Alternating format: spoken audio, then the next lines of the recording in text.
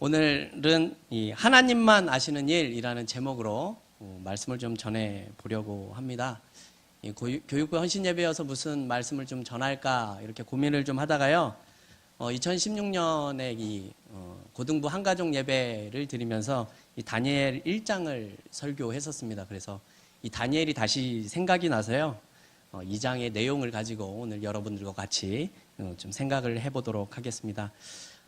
다니엘 1장의 내용을 보면요. 이 다니엘이 이 왕의 진미를 먹지 않고 이 채소만 먹었었던 그런 사건이 나타나죠. 그리고 그 이후에 나타나지만 이 사자굴에 들어갈 것을 알면서도 하루에 3번씩 예루살렘을 향해서 기도했었다라는 그런 내용을 말씀을 드렸는데요. 그것이 이 포로로 잡혀와서 보였었던 특별한 행동이 아니라 원래 포로로 잡혀오기 이전에 이스라엘에 있을 때부터 행했었던 다니엘의 모습이었다라는 그런 말씀을 지난번에 드렸었습니다. 그리고 이런 말씀을 또한 드렸습니다. 바벨론의 방법대로 자녀를 키우면 바벨론의 자녀들로 자라나게 되고 하나님의 방법대로 자녀들을 키우게 되면 하나님의 사람으로 자라난다라는 그런 말씀이었습니다. 그래서 다니엘과 같이 이 하나님의 법대로 살기를 결단하는 마음이 있었으면 좋겠다 그런 말씀을 드렸던 기억이 납니다. 오늘 본문을 보면요, 이 느부갓네살의 이야기가 나옵니다. 이 바벨론이라는 이 제국의 왕으로서 자녀를 그가 이제 왕위에 오른 지 2년째가 되던 해인 것 같습니다. 이미 많은 성공을 거둔 왕입니다. 그가 이제 이 예루살렘을 점령할 때에도 여호와의 전에서 많은 이렇게 전리품을 가지고 돌아올 정도로 많은 포로를 끌고 돌아올 정도로 그의 원정이 성공을 했었죠. 이 바벨론이라는 나라의 입장에서 보면 이 느부갓네살이라는 왕이 굉장히 앞날이 촉망이 되는 그런 능력 있는 왕이었습니다. 그런데 이러한 성공을 했음에도 불구하고 이 장의 내용을 보면 그가 평안이 없었다라는 사실을 알 수가 있습니다. 2장 1절의 내용을 제가 한번 읽도록 하겠습니다. 느부갓네살이 위에 있은 지 2년에 꿈을 꾸고 그로 인하여 마음이 번민하여 잠을 이루지 못한지라 이렇게 말씀을 하고 있습니다.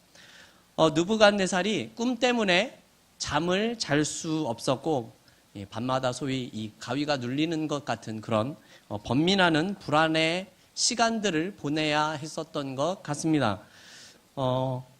왕으로서의 모습은 굉장히 성공적이라고 생각을 할 수 있었겠지만 개인적으로는 많은 번민들로 인해서 잠을 제대로 이루지 못하는 것이라고 이렇게 성경이 말을 하고 있죠.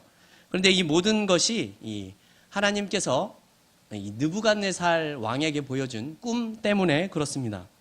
느부갓네살이 이 꿈 때문에 얼마나 번민했는지 많은 사람을 불러다가 이 꿈에 대해서 이야기를 합니다.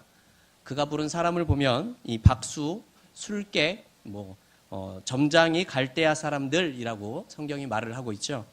아마도 이 꿈을 해석하는 일에 있어서 굉장히 전문적인 능력 있는 그런 다양한 사람들을 왕궁으로 불러들인 것 같습니다. 이렇게 이 느부갓네살의 부름을 받았던 이 박수와 술객과 점장이와 갈대아 사람들은 아마도 편안한 마음으로 왕궁에 들어왔을 것 같습니다. 왜냐하면 이 사람들은 그 당시 자신의 영역에서 굉장히 이름을 날리던 그런 사람들이었기 때문에 그렇죠. 아마도 꿈 같은 것에 이들은 굉장한 지식인들이었고 많은 자료를 가지고 있었던 사람들로 생각이 됩니다. 그래서 자신만만한 마음을 가지고 아마도 왕궁에 들어왔을 겁니다. 이들을 보자 왕은 내가 꿈 때문에 번민을 하고 있었고 그 꿈에 대해서 알고자 한다라고 모인 자들에게 그렇게 얘기를 합니다. 우리 2장 4절 말씀 같이 한번 읽어보겠습니다. 4절입니다. 갈대아 술사들이 아람 방언으로 왕에게 말하되 왕이여 만세수를 하옵소서.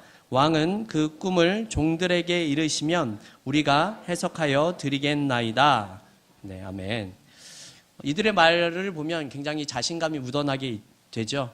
또 이런 뜻이 담겨져 있는 것 같습니다. 왕이여 너무 걱정하지 마십시오. 잠시 후면 우리가 그 뜻을 꿈에 대해서 알려드리겠습니다. 라는 그러한 내용이 담겨져 있습니다. 이들의 이런 자신만만한 그런 모습 때문이었는지는 모르겠지만 느부갓네살은 조금 화가 난 것 같습니다. 그래서 그들에게 꿈을 이야기해주지 않고 너희들이 그 꿈을 해석해봐라 라는 그런 요구를 하게 됩니다. 그러자 그 자리에 모인 사람들이 이 왕의 요구에 대해서 굉장히 당황하는 그런 모습을 보이게 되고요. 2번, 3번 왕에게 꿈의 내용을 알아야 그 꿈을 해석할 수 있습니다 라는 그런 이야기를 하게 됩니다. 하지만 왕의 명령은 굉장히 단호하게 됩니다. 우리 8절 말씀 또 같이 한번 읽어보겠습니다. 8절입니다. 왕이 대답하여 가로되 내가 분명히 아노라 너희가 나의 명령이 내렸음을 보았으므로 시간을 천연하려 함이로다. 이렇게 말하고 있죠. 여기서 천연이라는 말은요, 일을 지체하거나 미룬다라는 그런 뜻을 가졌습니다. 너희가 지금 일부러 시간 끌고 있는 거 아니냐 이렇게 말하는 내용이죠. 이에 대해서 10절에서 바벨론 사람들은 이 땅에서 그런 일을 할 만한 사람들은 없으며 또 그런 요구를 했었던 왕도 없었습니다. 이렇게 말을 합니다. 그래서 11절은 이렇게 이야기를 합니다. 왕의 물으신 것은 희한한 일이라 육체와 함께 거하지 아니하는 신들 외에는 왕 앞에 그것을 보일 자가 없나이다 한지라 이렇게 말씀합니다. 육체가 없었던 신들만이 알 수 있는 문제를 어찌 미약한 인간들이 알 수 있겠습니까? 이러한 내용의 이야기죠. 이들의 말은 그렇게 요구하시는 일은 인간으로서 절대 알 수 없는 그런 범주의 그런 문제라는 사실을 이야기하고 있습니다. 하지만 여전히 왕의 명령은 단호했고 변함이 없었습니다. 근데 여기 나오는 이런 박수와 술객 또 무당은 단순히 그런 무속적인 점을 치는 사람들만을 의미하는 것은 아닌 것 같습니다. 바벨론에서요 굉장히 학문과 지혜를 대표하는 관료 계급을 의미하는 자들이기 때문에 그렇죠. 특히 이 박수는요 천체를 관측을 하고 점을 치던 그런 점성술 그룹과 함께 이 바벨론에 거주했었던 지혜자 그룹 중에 하나라고 합니다. 그리고 점쟁이도 이 애굽에서 나오는 그런 마술사와 같이 이 바벨론에서도 강력한 힘을 가졌었던 그런 집단이라고 합니다. 그리고 마지막에 이 갈대아 술사라고 나오는데요. 이 갈대아인은 보통 이 바벨론 사람들을 의미하는 말이기도 한데요. 여기서 갈대아 술사는 이 갈대아인으로 구성이 된 성직자 계급이라고 합니다. 이들이 주로 천체의 변화를 이런 종교적인 의미와 결부시켜서 해석하는 그런 사람들로서 이 바벨론 내에 굉장히 유력한 엘리트 계층이라고 합니다. 한마디로 이 느부갓네살이 부른 사람들을 생각을 해보면요. 점치고 그냥 무속적인 모습을 보이는 사람들만 데려다 놓은 것이 아니라 바벨론 내에서도 아주 똑똑하고 능력 있는 사람들을 지금 불러다 놓는 겁니다. 꿈에 대한 해석을 내릴 수 있는 각 분야에서 유능한 사람들을 지금 불러다 놓은 거죠. 그런데 이들마저 꿈을 해석을 할 수 없게 된다면 바벨론에 있는 어떤 사람도 그 꿈에 대해서 알 수 있는 사람이 없게 되는 것입니다. 그렇기 때문에 느부갓네살이 화가 났는지 꿈을 해석하지 못하면 이들을 죽이겠다라는 그러한 엄포를 놓고 있는 내용이 오늘 본문에도 나타나고 있습니다. 앞서 말씀을 드렸지만 이 바벨론에 있는 이 느부갓네살이 부른 자들은 굉장히 뛰어난 자들입니다. 종교성도 가졌지만 엄청난 능력을 가진 똑똑하고 유능한 자들을 데려다 놓고 꿈을 해석하게 했다라는 거죠. 그런데 어떻습니까? 꿈을 해석할 수 있었습니까? 그렇지 않죠. 네. 여러분 여기서 우리가 중요한 사실을 하나 깨달았으면 좋겠습니다. 무엇입니까? 여러분 아무리 똑똑하고 아무리 대단해도 할 수 없는 일들이 너무나 많다라는 겁니다.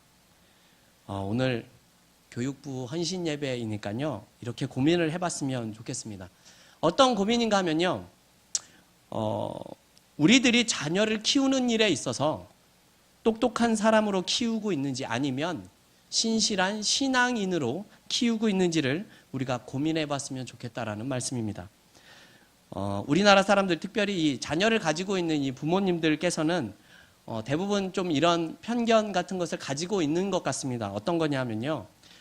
똑똑한 학생들은 무엇이든지 전부 다 잘할 것이라고 생각을 한다라는 겁니다. 똑똑하면 예체능도 굉장히 잘할 것 같고, 똑똑한 친구는 또 소위 말하는 사고도 잘 안 칠 것 같다라는 그런 생각을 하는 경우가 많은 것 같습니다. 다 그런 것이 아니라 대체적으로 그렇게 생각을 한다라는 것이죠. 그래서 교회를 다니는 부모님들도 보게 되면 공부를 잘하는 학생들은 신앙도 매우 좋을 것이라고 생각하는 경우가 많이 있습니다. 그런데 꼭 그런 것 같지는 않습니다. 저도 주로 청소년 사역을 오래 해왔기 때문에 많이 봤지만 이 좋은 대학에 진학하는 학생이라고 해서 꼭 좋은 신앙을 가진 경우는 그리 많지가 않았기 때문입니다. 공부를 잘한다고 해서 하나님을 믿는 그 신앙의 모습까지 꼭 좋다라는 말이 아닙니다. 반대로 이야기를 하면 공부를 못하는 학생들이 신앙이 좋은 것인가, 그런 종류의 내용을 말씀드리는 것이 아니다라는 뜻이죠. 우리 기독교의 신앙은요, 똑똑하고 공부를 잘하는 것으로 결정되는 것이 아니다라는 겁니다. 오늘 본문 통해서도 잘 알 수 있는 내용이죠. 이 바벨론 내에 그 넓은 제국에서 꿈 하나도 해석할 수 없다라는 그런 사실이 상식적으로 이해하기 힘든 모습일 수 있다라는 겁니다. 그런데 실제로 그런 일들이 오늘 성경에서는 나타나고 있다라는 거죠. 느부갓네살은요, 이렇게 지혜가 있다고 여겨지는 자들을 다 불러 모았습니다.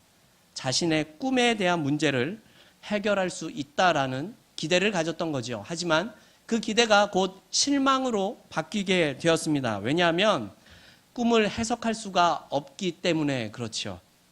여러분, 왜 꿈을 해석할 수가 없습니까? 여러분, 하나님이 주신 꿈이기 때문에 하나님이 알려주시지 않으면 그 어떤 사람도 그것을 알 수가 없다라는 뜻입니다. 아마 느부갓네살은 이 불가능이라는 말이 쉽게 이렇게 와닿는 사람은 아니었을 거라는 생각이 듭니다. 그런데 이러한 왕이 꿈 하나 때문에 좌절을 하게 되죠. 자신이 어떻게 할 수 없는 일이 그에게 생겼기 때문에 그런 겁니다. 2장 1절 말씀을 보면 번민해서 잠을 잘 수 없었다라고 표현을 합니다. 여기서도 잘 알 수 있는 것이지만 꿈 하나 때문에 잠을 잘 수가 없지요. 조그만 안식도 누릴 수가 없습니다. 우리가 생각하는 것처럼 달콤한 잠도 때로는 하나님께서 허락하지 않으면 우리는 잘 수 없다라는 사실을 알 수가 있게 됩니다. 성도 여러분, 그러나 여기서 이 바벨론의 지혜자들과 이 다니엘과의 차이점이 나타나게 되죠. 그 차이가 무엇입니까? 바벨론의 지혜자들은 자신의 학문을 의지했지만 다니엘은 하나님을 의지하고 간구했다라는 겁니다. 바벨론의 사람들은요, 소위 과학적인 사고를 가지고 있었습니다. 천문학을 이용해서 점성술과 여러 가지 통계와 분석 그리고 경험을 가지고 있었던 그런 사람들이라면 다니엘은 그들만큼 똑똑했었습니다. 하지만 하나님께 대한 그런 믿음과 신앙의 사람이었다라는 것을 우리가 알게 되는 거죠. 사실 우리가 살아가는 이런 일반적인 삶의 모습에서도요, 우리는 과학적인 통계나 경험으로 많은 것들을 알 수 있고 많은 것들을 해결할 수 있는 것이 사실입니다. 그러나 이런 과학적인 사고에도 한계가 있다라는 것도 우리가 인정을 해야 하죠. 그것이 무엇입니까? 신앙의 영역이 그러합니다. 신앙의 영역. 여러분, 이 신앙을 어떻게 과학적으로 설명하고 증명해낼 수가 있겠습니까? 여러분, 바벨론 사람들처럼 당황할 수밖에는 없는 모습이죠. 여러분, 예수님이 그 물 위를 걸었었던 그 내용을 가지고 어떤 사람들은 이렇게 얘기를 합니다. 어떻게 사람이 물 위를 걸을 수 있느냐? 그 당시에 물이 한 발목 정도밖에는 오지 않았기 때문에 그렇게 물 위를 걷는 것처럼 보였을 것이다. 이렇게 이야기를 하는 사람들이 있습니다. 또 예수님께서 십자가에서 돌아가시고 3일 만에 살아났다라는 사실에 대해서도 많은 사람들이 그것을 믿지 못합니다. 예수님이 죽은 것이 아니라 기절했다가 깨어난 것이다. 이렇게 주장을 하는 거죠. 이렇게 과학과 이성을 초월할 수 있는 이러한 사실을 인정하는 것이 하나님께서 행하신 일들의 자신을 의지하며 살아가는 그런 신앙의 사람들인 것입니다. 여러분, 이 영역에서는 하나님에 대한 간구 이외에는 우리가 할 수 있는 것이 없다라는 말이죠. 여러분, 우리 11절 말씀을 같이 한번 읽어보겠습니다. 11절입니다. 왕의 물으신 것은 희한한 일이라 육체와 함께 거하지 아니하는 신들 외에는 왕 앞에 그것을 보일 자가 없나이다 한지라. 아멘. 신이어야만 가능한 일이다라고 말씀하고 있죠. 28절 말씀도 우리 같이 한번 읽어보겠습니다. 28절입니다. 오직 은밀한 것을 나타내실 자는 하늘에 계신 하나님이시라. 그가 느부갓네살 왕에게 후일에 될 일을 알게 하셨다. 왕의 꿈, 곧 왕이 침상에서 뇌 속으로 받은 이상은 이러하니이다. 아멘. 네. 여러분, 이 오늘의 이 문제의 출제자가 누구이십니까?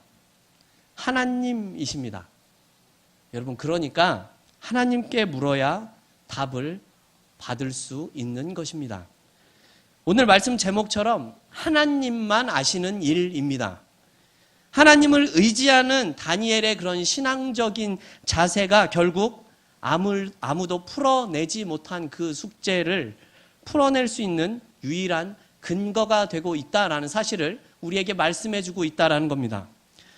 여러분, 우리가요, 아무리 똑똑하고 아무리 대단한 권력을 가지고 있어도, 아무리 대단한 무언가를 우리가 소유하고 있다고 하더라도 우리의 힘으로 되지 않는 일들이 참 많다는 것을 우리는 이미 잘 알고 있지 않습니까?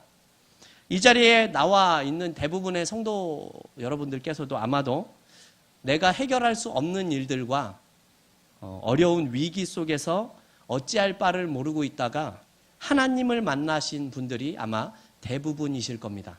그렇죠? 여러분, 잘 생각을 해보십시오. 그 일을 해결할 수 있었던 그 방법이 무엇이었습니까? 여러분, 돈이었습니까? 권력이었습니까? 인맥이 우리의 인생의 문제를 해결해 줬습니까? 아니죠. 바로 하나님이셨습니다. 다니엘은 그걸 잘 알고 있었던 사람입니다. 다니엘이 바벨론에서 최고의 교육을 받았었던 사람이기 때문이 아니죠. 다시 말하면 똑똑함의 문제가 아니다라는 뜻입니다. 1장에서 고기를 먹은 사람들보다 채소를 먹었었던 다니엘의 그 친구들의 얼굴이 더 좋아진 것도, 그리고 지금의 이 바벨론을 무너뜨리게 되는 이 메대와 바사라는 이 연합군이 다시 정권을 잡았을 때에도 다니엘이 총리를 할 수 있었던 것도 여러분, 하나님을 믿었기 때문에 가능한 일이다라는 사실을 우리가 기억해야 합니다. 성도 여러분, 우리가 자녀들에게 물려줄 수 있는 가장 큰 유산이요, 다니엘의 믿음과 같은 신앙의 유산을 줄 수 있어야 합니다.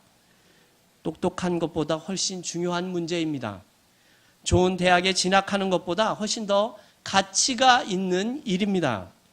이 일을 위해서 하나님께서 우리들에게 자녀를 허락하여 주신 것이고 맡겨 주신 것입니다.